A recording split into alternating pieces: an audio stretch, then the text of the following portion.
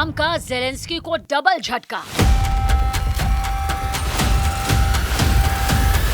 Trump से मिलने से पहले ही बैकफुट पर आए ज़ेलेंस्की। वॉशिंगटन में अमेरिकी राष्ट्रपति डोनाल्ड ट्रंप और यूक्रेन के राष्ट्रपति वोलोदिमीर ज़ेलेंस्की के बीच होने वाली हाई वोल्टेज मुलाकात अभी हुई भी नहीं, लेकिन उससे पहले ही ट्रंप ने ज़ेलेंस्की को जबरदस्त झटके दे दिए हैं। यूरोपीय नेताओं की मौजूदगी में होने वाली इस मुलाकात से पहले ज़ेलेंस्की को उम्मीद थी कि इस बार वो ट्रंप के दबाव में नहीं आएंगे और रूस के साथ जंग खत्म करने के लिए किसी गैर वाजिब शर्त को नहीं मानेंगे।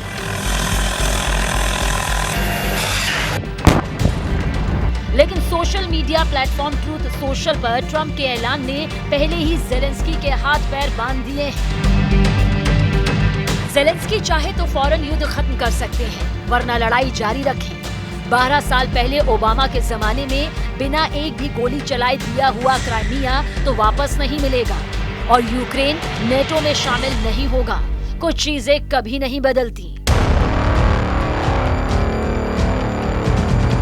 यूक्रेन के राष्ट्रपति वोलोदिमीर ज़ेलेंस्की और अमेरिकी राष्ट्रपति डोनाल्ड ट्रंप आज ब्रिटेन के पीएम कीयर स्टारमर, फ्रांस के राष्ट्रपति इमैनुअल मैक्रों, जर्मनी के चांसलर फ्रेडरिक मर्ज और यूरोपियन यूनियन की अध्यक्ष उर्सुला वॉन डेर लेयन की मौजूदगी में मुलाकात करने वाले हैं। ये सभी नेता यूक्रेन का साथ देने आए हैं, लेकिन ट्रंप ने ज़ेलेंस्की को डबल ट्रबल में डालकर रूस के खिलाफ यूक्रेन को पहले ही पीछे धकेल दिया है।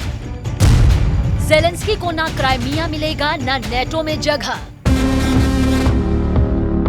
पिछले हफ्ते अलास्का में ट्रंप और रूसी राष्ट्रपति व्लादिमीर पुतिन की मुलाकात हुई, जिसमें ज़ेलेंस्की को बुलाया तक नहीं गया। उस बैठक में कोई युद्ध विराम नहीं हुआ, लेकिन पुतिन को रेड कारपेट पर खूब मान सम्मान मिला।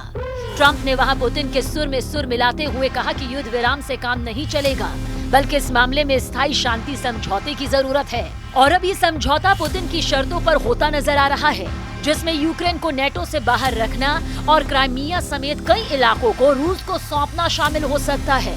हालांकि ज़ेलेंस्की अब भी उम्मीद लगाए बैठे हैं।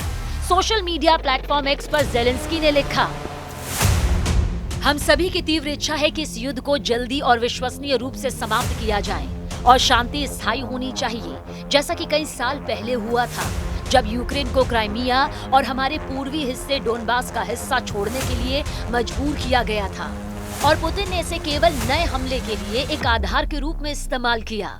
1994 में यूक्रेन को तथाकथित सुरक्षा गारंटी दी गई थी, लेकिन वो काम नहीं आई। उस समय क्राइमिया को नहीं छोड़ना चाहिए था। रूस को इस युद्ध को समाप्त करना होगा, जिसे उसने स्वयं शुरू किया था। और मुझे उम्मीद है कि अमेरिका और हमारे यूरोपीय दोस्तों के साथ हमारी संयुक्त ताकत रूस को वास्तविक शांति के लिए मजबूर करेगी।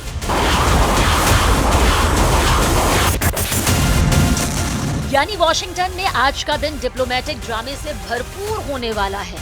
यूरोपीय नेताओं का साथ ज़ेलेंस्की की हिम्मत तो बढ़ा रहा है, लेकिन सवाल ये है कि क्या ये मुलाकात यूक्रेन रूस युद्ध को खत्म करने की दिशा में कोई बड़ा कदम साबित होगी, या फिर ट्रंप की no deal till it's deal वाली बात ही इस मुलाकात पर हावी रहेगी। हालांकि व्हाइट हाउस की इस बड़ी मुलाकात से पहले ही ट्रंप ने गेम तो सेट ही कर दिया है।